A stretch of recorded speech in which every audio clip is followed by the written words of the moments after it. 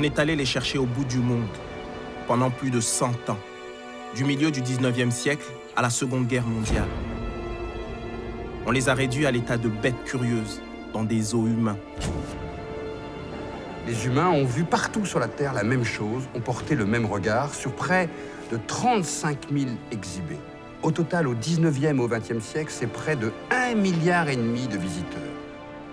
Des êtres humains exhibés par d'autres êtres humains. Dans des jardins d'acclimatation, des cirques, des théâtres, des salles d'anatomie. Des expositions coloniales et universelles. Ces hommes et femmes étaient mis sur le même niveau que les animaux. Et donc c'est extrêmement dérangeant.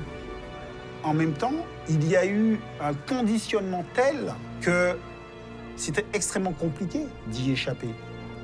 Des enfants, des femmes, des hommes ont été mis en scène pour promouvoir la hiérarchisation des races, justifier la colonisation du monde.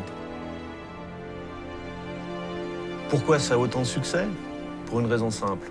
On vient voir des sauvages qui arrivent de contrées extraordinaires, lointaines, et qui fascinent depuis longtemps pour leur exotisme. Et pour la première fois, on peut les voir en chair et en os.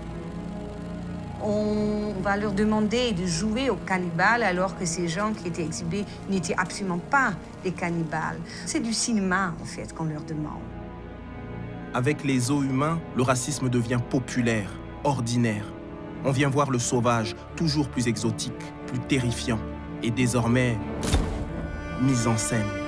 Il se nomme Tombo, aborigène d'Australie, Otabenga, pygmée du Congo, Petite Capeline, fuégène de Patagonie, Jean Thiam, Wolof du Sénégal, Marius Kaloé, Kanak de Nouvelle-Calédonie, Moliko, Kalina de Guyane. Comme eux, des milliers de personnes ont été exhibées. L'histoire a oublié leur nom.